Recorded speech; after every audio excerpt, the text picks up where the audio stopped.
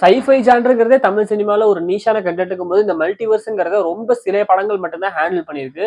அதுல நமக்கு முதல்ல இந்த மல்டிவர்ஸ்ங்கிறது எனக்கு தெரிஞ்சு வந்தது இந்த 2ஆம் உலகம் தான். அது ரொம்ப சொதப்பி தான் பண்ணியிருப்பாங்க ஒரு மாதிரி. பட் இருந்தாலும் அது ஒரு நல்ல அட்டெம்ப்ட். அதுக்கப்புறம் மல்டிவர்ஸ நெறைய பேர் தொட கிடையாது. லாஸ்ட்டா ஹவுஸ் மேட்ஸ்ன்னு சொல்லிட்டு ஒரு படம் வந்துச்சு. என்னோட வீடியோல கூட நான் பேசியிருந்தேன். லேட் இம்ப்ரஷன் போட்டிருந்தேன். நல்லா இருந்துச்சு. அந்த படம் கூட இந்த மல்டிவர்ஸ வேற விதமா ஹேண்டில் பண்ணியிருந்தாங்க. ஒரு ப்ராப்பரான ஒரு மல்டிவர்ஸ் படங்கிறது தமிழ் சினிமால வரவே கிடையாது. ஆக்சுவலா உலக சினிமாலயே இந்த everything every one all at once மாதிரி வந்துட்டு ஒரு சில படங்கள் தான் வந்துட்டு நல்லா வந்திருக்கு. ஸோ அந்த வகையில வந்துட்டு நம்ம ஆளுகளுக்கு ஏதாவது ஒரு புது ஜானர் பண்ணணும் அப்படின்னாலே இந்த ராம்காம்ல வைக்கிறது தான் அவங்களுக்கு வந்துட்டு எப்பயுமே ஒரு கம்ஃபர்ட். அங்க வந்துட்டு சில பிளேங்கிறத பண்ண முடியும். ஸோ அந்த வகையில இந்த படத்தையே ஒரு ராம்காம்ல தான் ஃபிட் பண்ணியிருக்காங்க. ஸோ ஒரு மல்டிவர்ஸ் கான்செப்ட்ல 2 விதமான யூனிவர்ஸ், அந்த 2 விதமான கேரக்டர்ஸ் சொல்லிட்டு சில விஷயங்கள் காமிச்சிருக்காங்க. என்னங்கிறத பார்ப்போம்.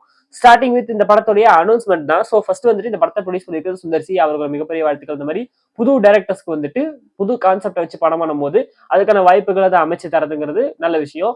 ஸோ அந்த வகையில் படத்துடைய அனௌன்ஸ்மெண்ட் வீடியோங்கிறது வந்துட்டு கிளியரா விஷயத்தை காமிச்சிருப்பாங்க. ஸோ இந்த பக்கம் 2 யூனிவர்ஸ் இருக்கு. ஸோ இதுல வந்துட்டு 2 பேருமே ஒரே ஆள் தான் அப்படிங்கிற மாதிரி. ஸோ ரஜினிங்கிற ஒரு பையன், ரஜினிங்கிற ஒரு பொண்ணு வேற வேற யூனிவர்ஸ்ல ஒரே ஆள் தான் வேரியன்ஸ்ங்கிற மாதிரி.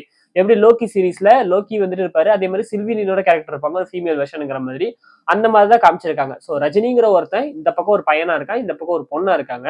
பையனா இருக்கிறவங்க ஒரு பார்டெண்டரா இருக்கான், அவனுக்கும் ஒரு கேர்ள் ஃப்ரெண்ட் ஒரு வாழ்க்கை இருக்கு. இந்த பக்கம் பொண்ணா இருக்காங்க ஒரு சயின்டிஸ்டா இருக்காங்க, அவங்களுக்கும் ஒரு வாழ்க்கை இருக்கு. ஸோ இப்போ ஒரு செப்பரேட்டான லைஃப்ங்கிறது இருக்கும் போது ஏதோ ஒரு விஷயத்தினால இவங்க வந்து இன்டர்சேஞ்ச் ஆகிறாங்க பிசிக்கலி. ஸோ இவன் வந்துட்டு இந்த யூனிவர்ஸ்க்கு வந்துடுறான், இவன் வந்துட்டு இந்த யூனிவர்ஸ்க்கு வந்துடுறாங்க.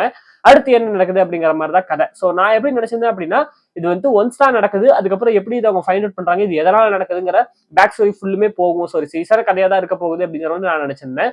பட் இந்த படத்தோட ட்ரெய்லருங்கிறது இப்போதைக்கு டிராப் ஆயிருக்கு. ஸோ இதன் மூலியமா இந்த படம் வந்துட்டு ஒரு ஃபன்னான படங்கிறத இவங்க ரிவீல் பண்ணிருக்காங்க. அண்ட் ஆல்சோ இதுக்கு ஒரு டைம் லைனுமே ஃபிக்ஸ் பண்ணிருக்காங்க. மொத்தமா இவங்க வந்துட்டு இன்டர்சேஞ்ச் ஆகலங்கிறது ஒரு 6 to 6 ஒரு டைம் லைன் ஃபிக்ஸ் பண்ணிருக்காங்க.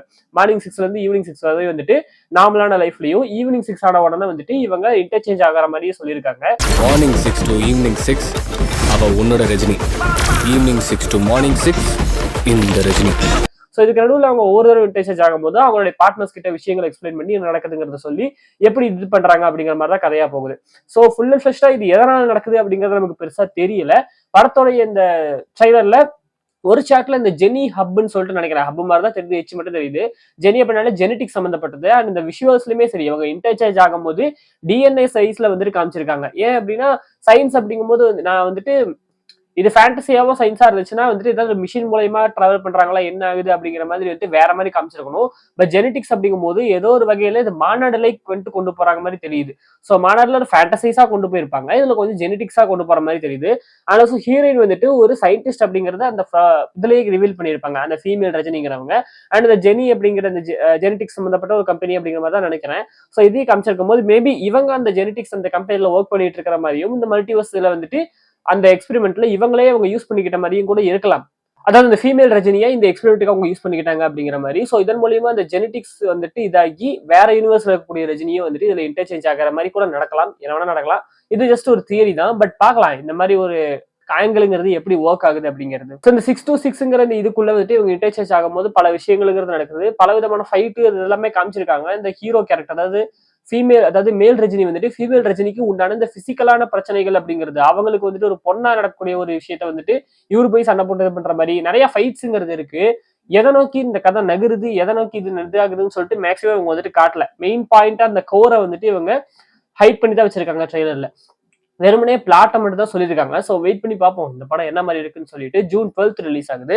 ஸோ ஒரு புதுவிதமான கான்செப்ட்ல வந்துருக்கும் போது கண்டிப்பா நான் சப்போர்ட் பண்ணி ஆகணும். நம்ம அழுகிறத பெருசா கண்டுக்காம விடாம இதையும் போய் தியேட்டர்ல செக் பண்ணி பார்த்து நல்லா இருக்கா அப்படிங்கறத பார்க்கலாம். ஸோ நீங்க இந்த படத்தோட ட்ரெய்லர் பார்த்துட்டீங்கன்னா அப்படின்னா உங்களோட ஒப்பீனியன்ஸ் என்னங்கிறத கமெண்ட்ல சொல்லுங்க. போயிட்டாலும் பை.